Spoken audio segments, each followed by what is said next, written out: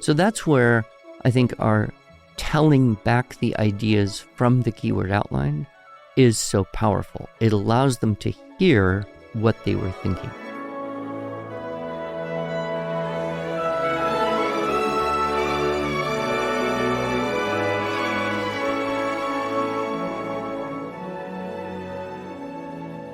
Hello, and welcome to the Arts of Language podcast with Andrew Pudewa, founder of the Institute for Excellence in Writing, or as many like to say, IEW.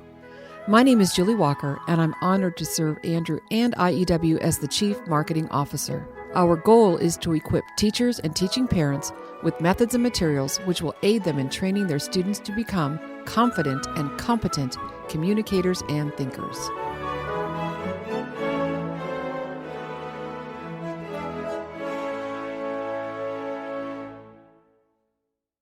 So, Andrew, before we get too much into this episode, which, dear listener, I'm super excited about sharing this with you because this is one of those that I have not told Andrew anything about what we're talking about. And I just don't think that's fair. I know. I haven't even had 1 minute to allow my subconscious to stir around thoughts. Well, I did assure him, though, just so you don't think I'm really that cruel, that he knows this topic really well.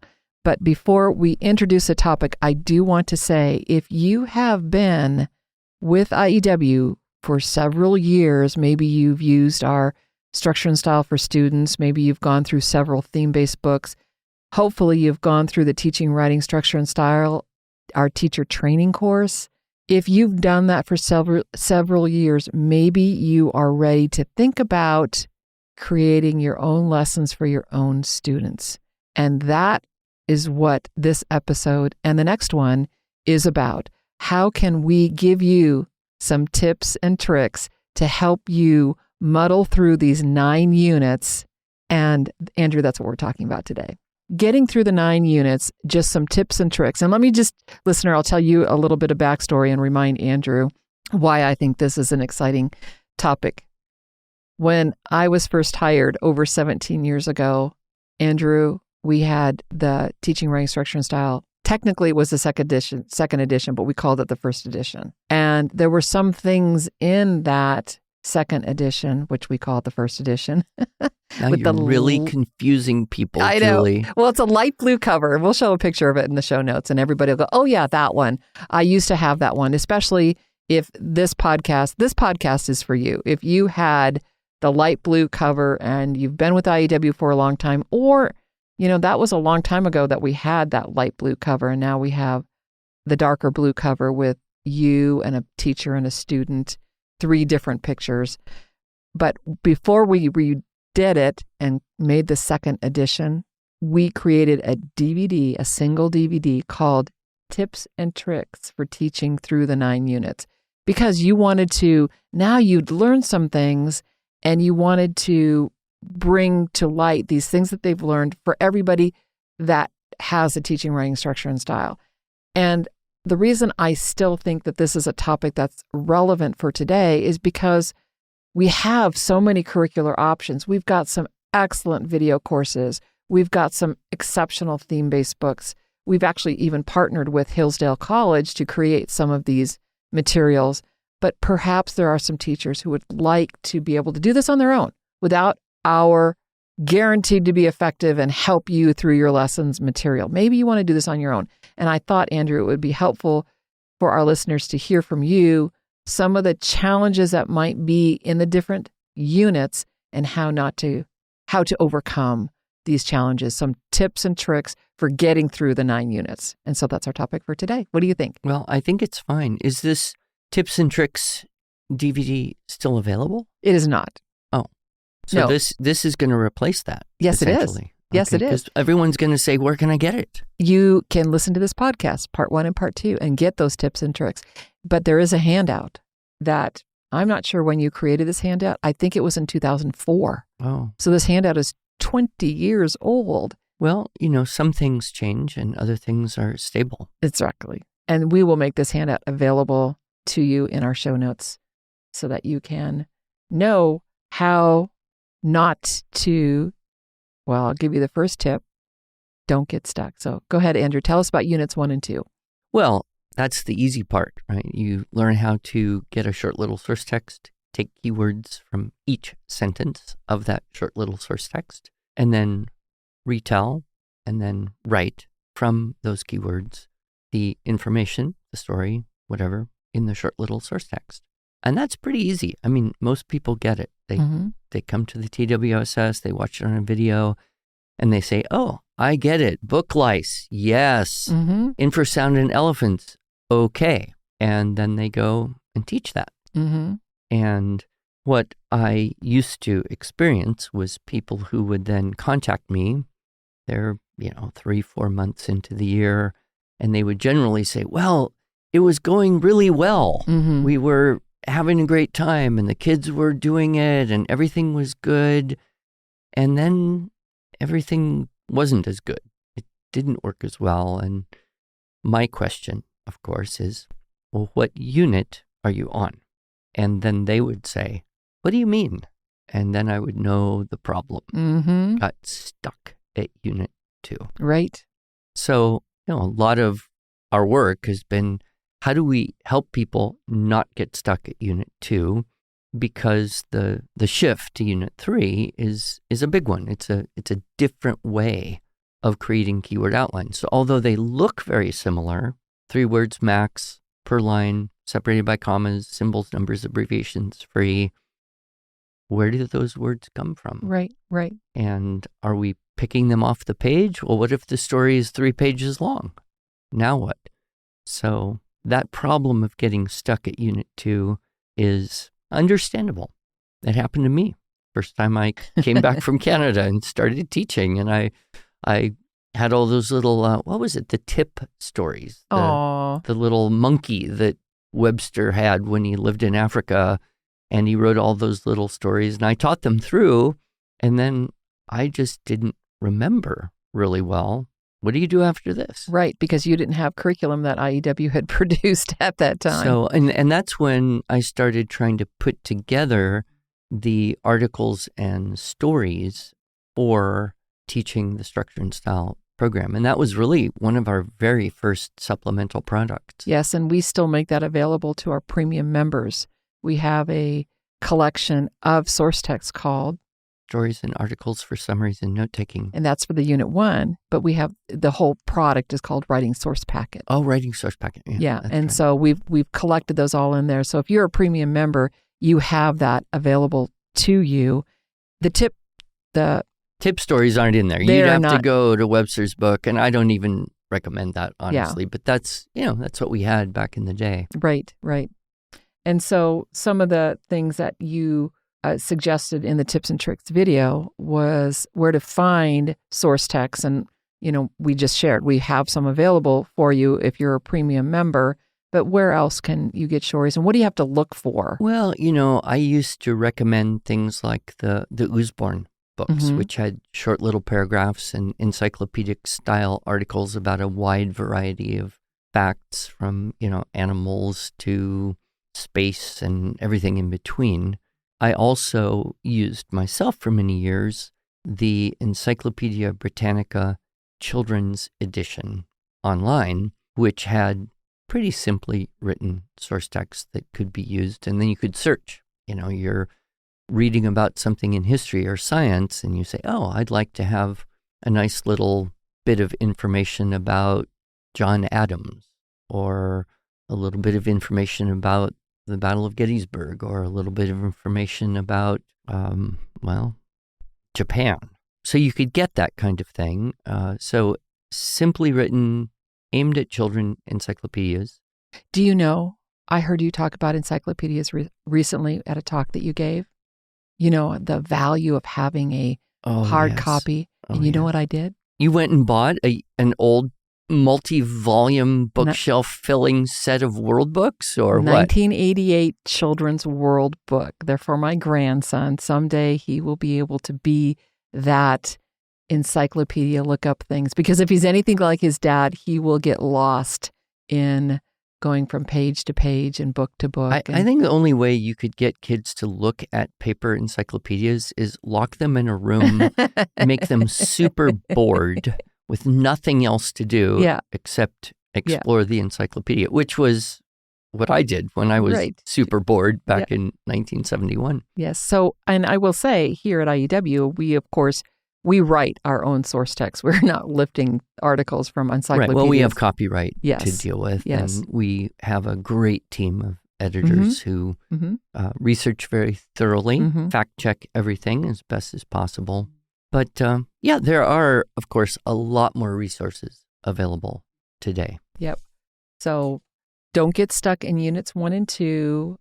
The thing that I'd like you to speak on is the power of just unit 1, the keyword outline and telling it back. Why is it so important for students to have that experience of telling back from unit 1? Yeah. Well, if we kind of go back to how do you write anything? Like if someone says, write something now, how do you do that? Well, first you have to find an idea. If there's no idea, there's nothing to write. So you have to find an idea. Those ideas can pre-exist in memory or imagination, or they can be more immediate. So if I said, well, write about the last trip you took with your family, I'm asking you to rely on your memory and imagination and visit those sensory impressions of what you saw, what you heard, what you felt, what you smelled, tasted, wherever you were. Whereas if I said, write about this room that we're in right now, which we have a lot of history with this room. Yes, we do. But he doesn't love this room. You could just, I love this room. Oh, you do? Sure. I'd live here if I had no place else to be. It's very quiet in here, but there's not a lot of decoration. But there's always something to say about something immediate, right? And so that's actually easier for children. It's easier for them to have something right here, right now. I can look at it, read it, see it, think about it, as opposed to trying to go back and access things in memory. The second possibility is that ideas can pre-exist in sensory impressions and maybe some general knowledge and memory, or they can pre-exist in words. So another example, if I said, write about your dog, I'm asking you to muster up some experience you've had with your dog and then translate that into words that you could then wrestle onto a page that would somehow recreate a portion of the experience of your dog for someone else, for a reader. Whereas if I said, well, tell me your favorite Bible story or Aesop fable or a fairy tale, that would be different because those things pre-existed in words. They came to you initially in words, and then those words would construct images in your mind, and which is easier for children, words. Because if it's in words and it goes to words, that's less of a stretch if it's mostly not in words and you have to find the words to put it in words. So for teaching children writing and getting past the initial problem of, I don't know what to say, I don't know what to write, I can't think of anything, the best place to start is something that is immediate, right here, right now, and pre-exists in words, which is why we've had such great success with the source texts. And, how Webster discovered this once upon a time, I don't know, but we certainly see an almost instant transformation in some kids who've just been frustrated with writing to now, hey, I can do this. Okay, so you have to find an idea. Once you find an idea, and it may be, immediate, on the page, whatever. Like it is for units 1 and 2 for us. Yep. You then have to move that into your words, into words that you can access and use easily. And so to do that, you have to kind of speak the idea into existence. And we do this all the time, right? When my grandchildren want to tell me experiences they've had, they are translating that into words and then making that concrete by telling it to someone. And what's interesting is it's always easier to tell something to someone else than to sit there and quietly tell it to yourself, right? That idea of thinking on your own is much harder than thinking with people, which is why in business we find collaboration is such an important part of Absolutely. doing things well and making progress and making them concrete. So children have to find the idea, speak it into existence, and then they have to hear what they heard themselves say to themselves. Again, this is easier if it's done verbally rather than just mentally, right? So if you internally audiate the idea, that's one level of hearing. But if you say it out loud, that comes to a much higher, more effective level of hearing. And we see this, all over the place. Even kids go off to college, and what are they supposed to do? Collaborate, get in discussion groups, have chats, work in small conversational networks to clarify and organize and then be able to use those ideas. So that's where I think our telling back the ideas from the keyword outline is so powerful. It allows them to hear what they were thinking. The next thing is they have to remember what they heard themselves say to themselves and hold that in memory long enough to then go wrestle all the technical information. What's the exact word and how do you put it into a sentence and how do you spell those words and which ones need capitalization or punctuation elements? And that's really almost not a language function per se, but we have to attach that technical, mechanical type of written language info to our thoughts. And then we can start to write it down.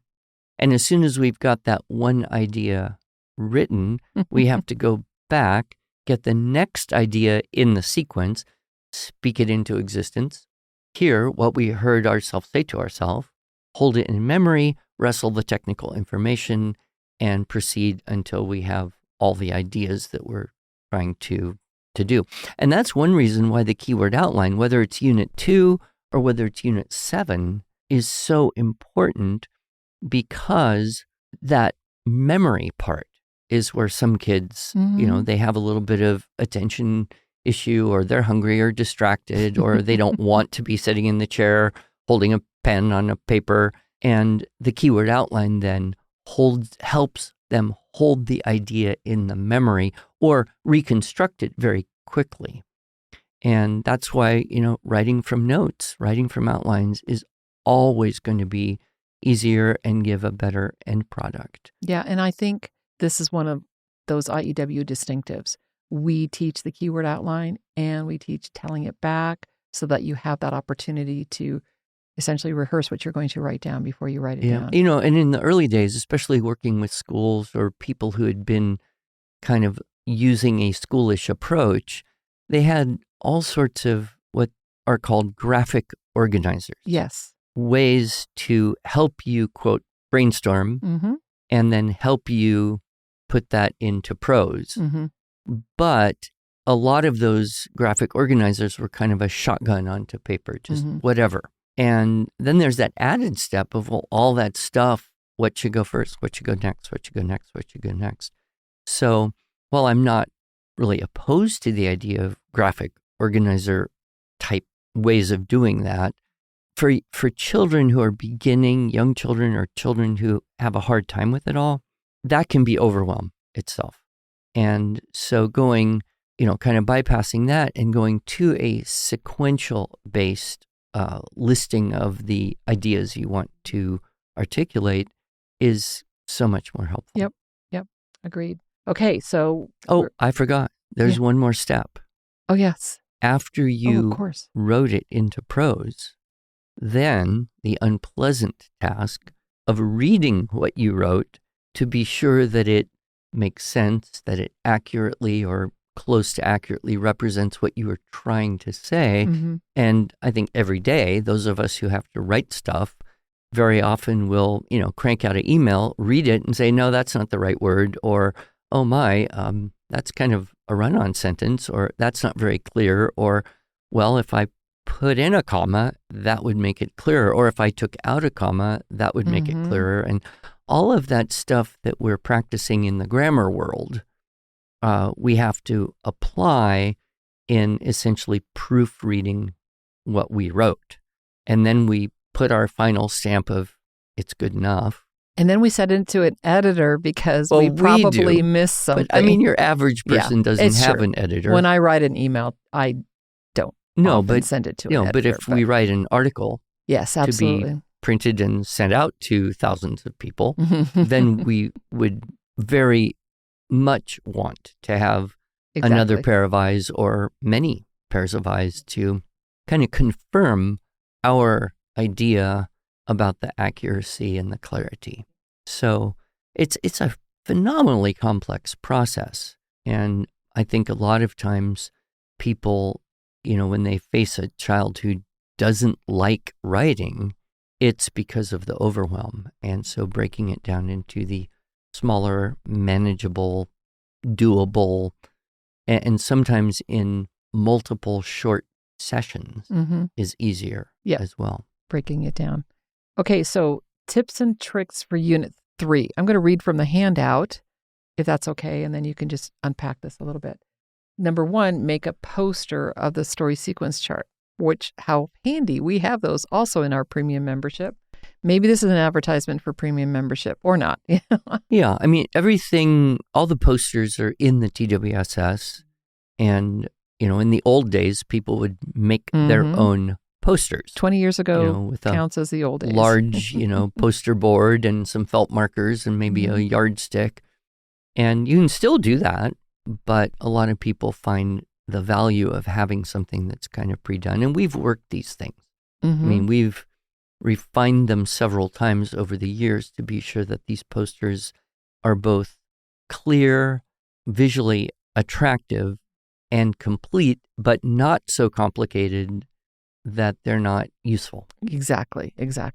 So another tip was using stories of various lengths because the story sequence chart works with any story. One thing that you have always admonished us to do when we're writing source text for our theme-based books and for even the SSS was don't have a 3-paragraph source text because we don't want students to transfer the skills they learned in Units 1 and 2 into Unit 3. Well, there is some transfer, but the main big difference is that you're not looking on the paper for the keywords.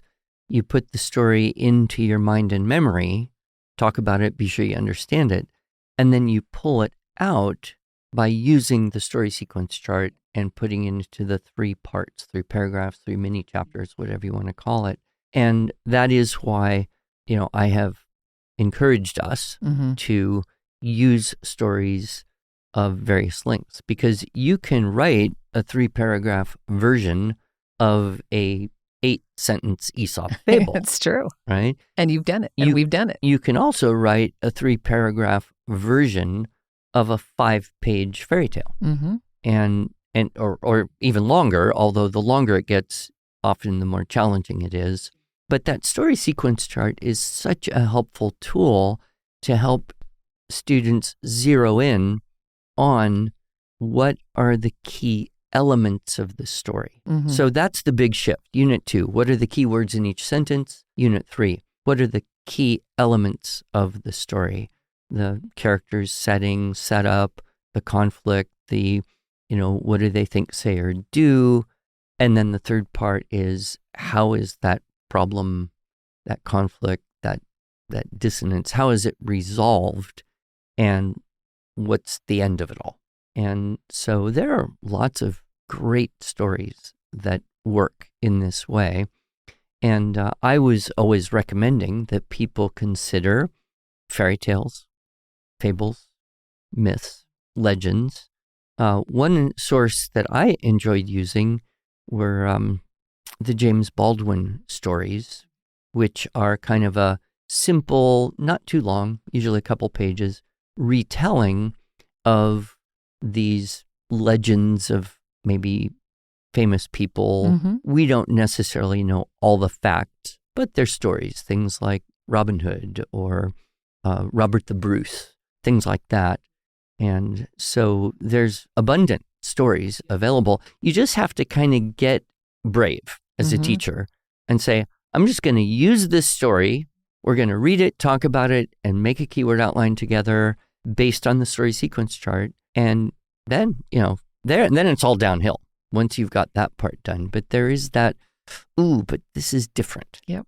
I love one of the tips that's on this page that you say, don't be afraid, trust the system. And you say that often about all the units, but especially 3. 3 seems to be the big leap, and you just don't know what you're going to come up with. But if you trust the system, it will work. And some stories do work better than others. Well, and if you're working with a group of students who have maybe a particular historical or cultural orientation, it's really good, I think, to use stories that are connected with what's kind of in their consciousness. I often have told the story about teaching in Alaska.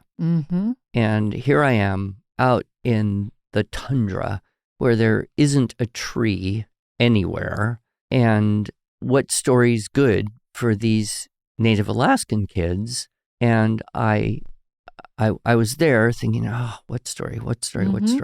Well, I could use, that the fox and the crow. I mean, I've done that a million times. Where the crow sits Not on a tree. Million. Yeah, the crow sits in a tree. And it's a good Aesop fable, Sure. and it's good for everyone to know. But I was thinking, is there a story that is more connected with their cultural heritage and their, fableology or mythology?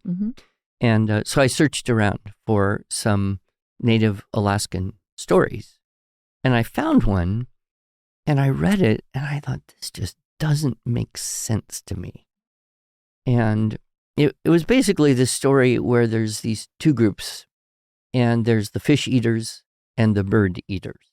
And they decide to have a race up to the top of the mountain because they're going goat hunting. And so the bird eaters take off and they get up the mountain. No, the fish eaters take off. They get up the mountain first. And the bird eaters are still getting up the hill, which I don't know. There's not even any hills or mountains where I was at that time out on the tundra. But the fish eaters then kill all the goats and then they hide. And then the bird eaters get there and they see all these dead goats. And then the fish eaters come out and say, "Ha, we beat you." And then they have a big feast and they eat goats. And I just thought, I don't get it. This doesn't really make sense to me, but it is their story. So I thought, well, when I wake up in the morning, if I'm brave, I'll try this one. And if I'm not feeling brave, I'll just do the fox and the crow. Right. Well, I woke up brave, so I tried the story. And what was interesting is that they understood it from their context. I don't know they'd heard it before, but they got it. And it essentially was kind of a hare and the tortoise deal. The fish eaters were kind of a lower class people, and the bird eaters were more, I don't know, higher class, elite, whatever. Yes. And so the fact that the fish eaters made it up and killed the goats was kind of like, there's the tortoise plodding along and reaching the destination. And then the happy ending was they all decided to celebrate together. Yes. And I like that story. So nobody was feeling bad, I guess, at the end. But so that was, for me personally, example of I can use any story you throw at me, whether I understand it or not, and trust the system. So we're going to try to fit in one more unit before we have to end, but we'll pick this up again next week. Okay. Okay, and that is unit 4. Yeah. The danger of this is one of your favorite units and is the linchpin of our system. It is, because it introduces this skill of limiting. And, particularly in today's world, it's just always too much information. And how do you summarize? And that was the label that Webster gave it, was summarizing references. And I remember in the beginning thinking, I don't even like the word summarize. In fact, I don't know anyone who does like the word summarize. why. It's fuzzy in its meaning. And then you'd say to the kids, well, you just kind of tell the gist of it. You kind of give the salient points. You kind of, retell it without everything. It's hard to define. And then I realized that the word itself is spelled badly. So summarize, SUMMARIZE. Well, if you know any math talk, which most kids will have heard this word by, 3rd, 4th, 5th grade for sure, sum. Mm-hmm. The sum in math means what? The total, all of it. So you walk into this process of summarize, and semi-consciously you're thinking, well, I have to tell all of that in this much space, less space. Nobody can do that. You can't tell all of it. You can only tell some of it, which is why I decided, correctly spelled, the word would be SOME-A-RIZE, because that's what you're doing. Yep. You're telling some of it, but not all of it. And then the question becomes, which some of it? And the more you have, the harder it is. So it's that funnel, that filter idea. You've got 10 facts and you want to write a paragraph with 7 facts. Mm-hmm. It's not so hard. Just figure out the 3 you don't like or you don't care, or the least important or the least significant, least interesting. But then you get 20 facts and you have to summarize. Well, that's going to be harder. You get 30 or 40 or 50 facts. Now it's getting pretty tough. So that skill of choosing what of all the available facts should you transfer into your outline. And I really do enjoy teaching this. And I also feel that it's valuable for teachers to communicate. You should choose what you think is interesting or important or relevant, if they understand the word relevant, related to what you're trying to do. But start with that interesting. Like, of all that's there, what's interesting? Because that will engage the children more. And I have told the story of being in school and having to write reports. You remember writing reports. And the way I would write a report is get the encyclopedia, since we had no internet in my day, read till you find a pretty good sentence, then copy that sentence, change a few words if you can, read till you find another pretty good sentence, copy that sentence, change a few words if you can, read, copy, change until you have enough, whatever you are supposed to do, a page, 2 pages, 500 words, whatever. And I remember 2 distinct thoughts. Number 1, this is really stupid. If anyone actually wanted to know about this thing, Japan, whatever, they should read the darn encyclopedia. How am I going to do better than it? The other thing I thought is, what's the point here? Why make me copy it? But if the teacher had said, well, I'd like to know what you think is the most interesting stuff about Japan, well, that would have had a purpose to it. Oh, the teacher cares what I think. So it's a small contextual shift, but it makes a world of difference. Right, yes. And this is also where I realized the importance of Webster's edict. Hands-on structure and style, hands-off content. So follow the model, follow the rules. Unit 4, we introduce the topic clincher rule. We divide a big thing into topics and we define a paragraph by having a topic. And then you have a goal. You know what's your target length, and you can choose, and you can then, select and retell. But what you choose isn't as important as that you make the choice. And I often will point out to teachers and parents who are doing this, don't try to push the kid to figure out what's the most important stuff. Because little kids, they don't necessarily know. They don't have the life experience and the general knowledge to know what's more important than something else. But they do have an opinion about what's more interesting than something else. And that by making choices, they learn to choose better. Whereas if you try to, influence them and say, well, do you think this is quite as important as this other thing that looks really important? Maybe you should choose this one.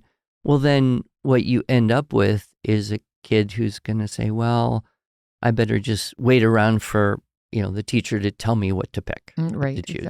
Exactly. So Webster, I think, hit a really brilliant idea here on the teach the structural models, teach the stylistic techniques, teach the mechanics, but don't worry so much about the content. That can come later, when they're mature and have life experience and general knowledge and can start to judge themselves better. We actually devoted a whole podcast to Webster's edict called The Mighty Pen. Oh. So we will link to that in our show notes. Well, I'm glad you remember all the podcasts we've done. But we've done a lot. So that Unit 4, it does teach so much. And what we've tried to do, I think, is, in the progression of Unit 4 lessons, and let's say there's 3 or 4 lessons in Unit 4 because it's one a month if you're doing it that way, start with fewer facts, the next one, a few more facts, the next one, lots of facts that maybe you have to divide into topics. And that prepares them for then going and getting a source from an encyclopedia, library book, a website, whatever. Yep, good. There is another key part of Unit 4 that we're going to mention at the beginning of our next episode. So, until then, keep all the listeners in suspense. Absolutely. Cliffhanger. See you next week.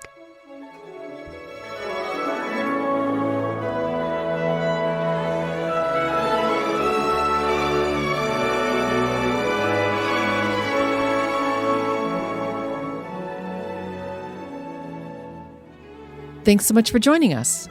If you enjoyed this episode and want to hear more, please subscribe to our podcast in iTunes, Google Podcasts, Stitcher, or Spotify. Or just visit us each week at iew.com/podcasts. Here you can also find show notes and relevant links from today's broadcast.